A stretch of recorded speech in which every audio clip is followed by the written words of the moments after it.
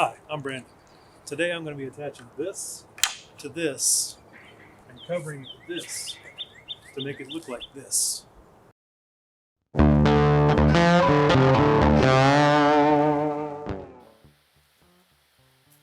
first step in the project was to rip down these 1x4s. Now all these 1x4s came from when I demoed the shop area out of the ceiling. You can buy furrowing strips at your local home center though, they're pretty cheap. I just like to use what I have on hand when I can, and besides, the wood wasn't really that good for anything else.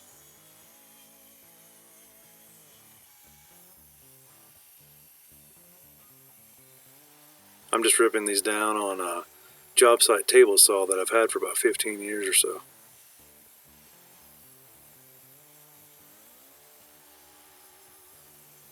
After I had all the boards ripped, I needed to cut them to length on the miter saw.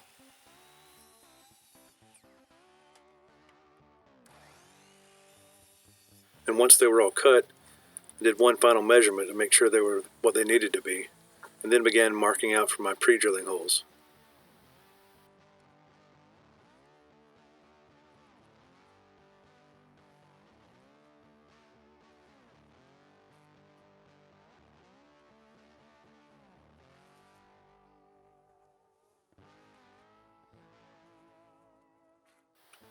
Once everything was marked out, I transferred those marks to all the other boards and began pre-drilling all the holes.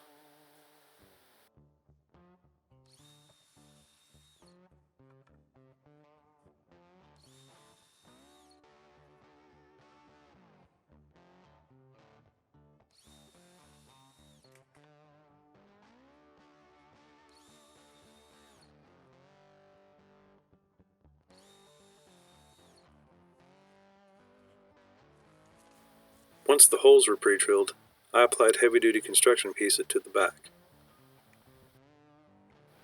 You want to make sure you get a pretty good bead on each piece, be pretty liberal with it, and don't smooth it out because you want that bead to expand and compress once it comes in contact with the wall. Also, be sure if you're using it outdoors that your construction piece is rated for outdoor use. It's a good idea to take a piece of tape and mark your drill bit to set your depth of the holes. You want the holes to be just past the length of your fasteners.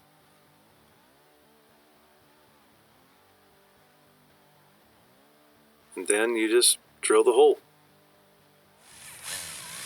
You'll go through your pre-drilled holes right into the cement block.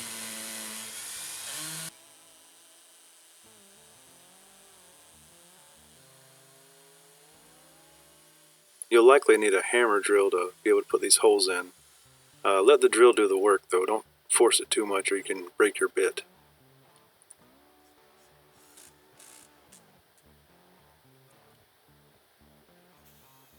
Once the hole's in, just put a screw in to hold it in place, make sure the alignment's good, and keep drilling the holes.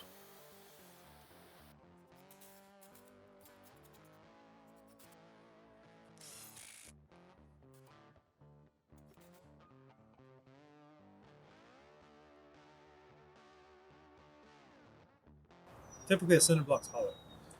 It may be filled with concrete inside your wall, especially if it's one of the lower blocks, but sometimes it's not. But a cinder block is kind of shaped like this on the inside. If you're drilling into a cinder block, if you can, hit the edges or the center, especially if you're using a longer fastener, because you get a 3-inch fastener, it doesn't do any good if it's sticking 2 inches out right here. It's not holding on anything. The only thing it's holding is these small parts.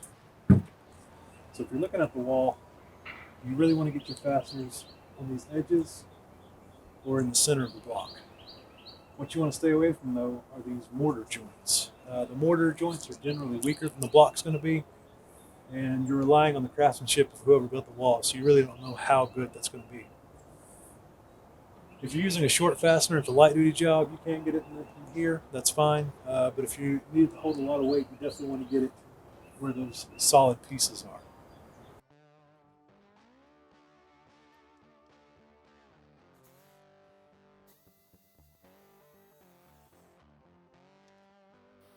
to make sure your gaps are correct, make yourself a spacer block.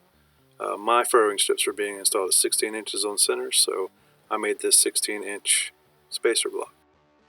So all you need to do is make sure the edge of the board is aligned to the center of the previous one, and the other edge of the board is in the middle of the one you're installing.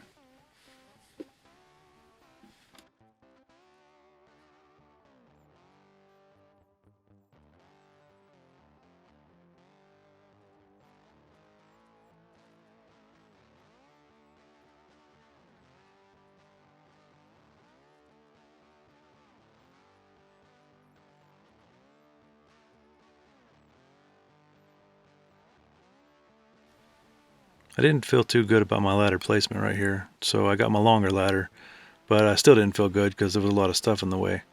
Take the time and make sure you're working safe.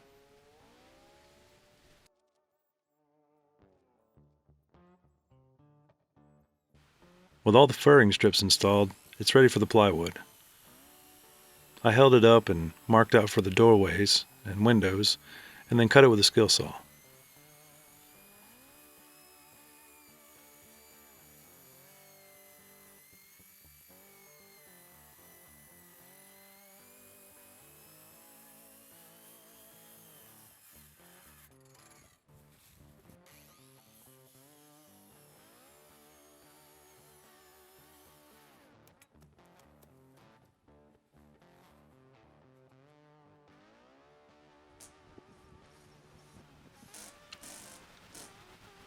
Then I just screwed it up.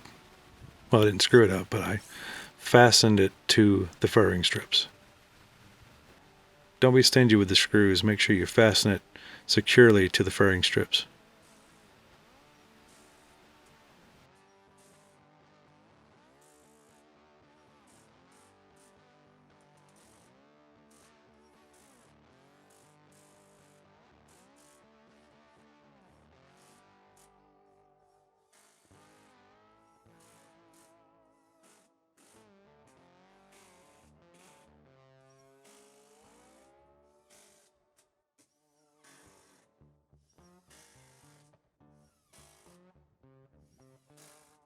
That board being pointed out is where I'm going to attach a small covered roof over the door.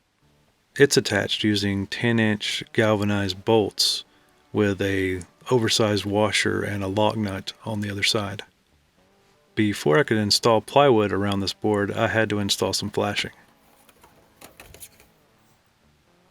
This is just 10-inch aluminum flashing you can get at your home center.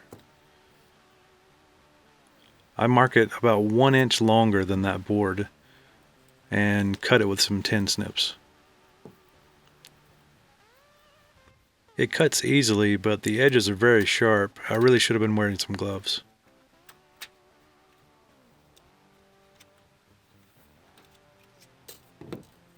Next, I clamped a board across the flashing and used another board to put a crease in it to create an L shape.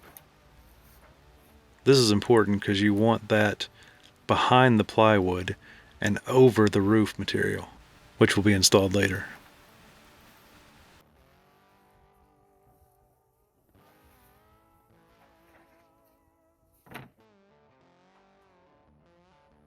I nailed this flashing directly to the furring strips using some 1-inch roofing nails, and made sure to kind of bend the corners down so they're not cupping upward.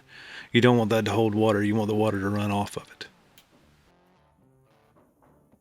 With the flashing installed, it's ready for plywood.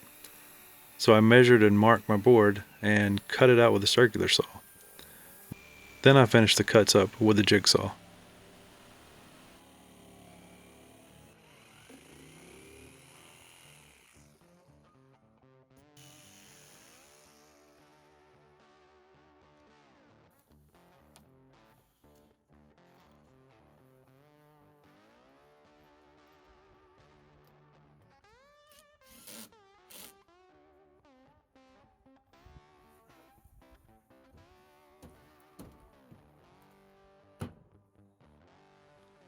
This next piece was a little snug, but I managed to make it fit.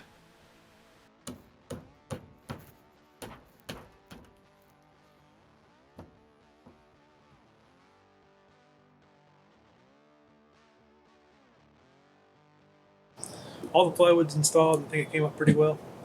I left a small gap for expansion and contraction between these panels, and I did go back and fill it with some caulk just to make it a little more weather tight. Thank you guys for watching. Please like and subscribe. It'll help me out. You can watch as the shop progresses. I'm really excited to get in this space. I haven't been able to work inside a shop for about a year now. I've been dragging my tools out, setting them up, and it's really frustrating.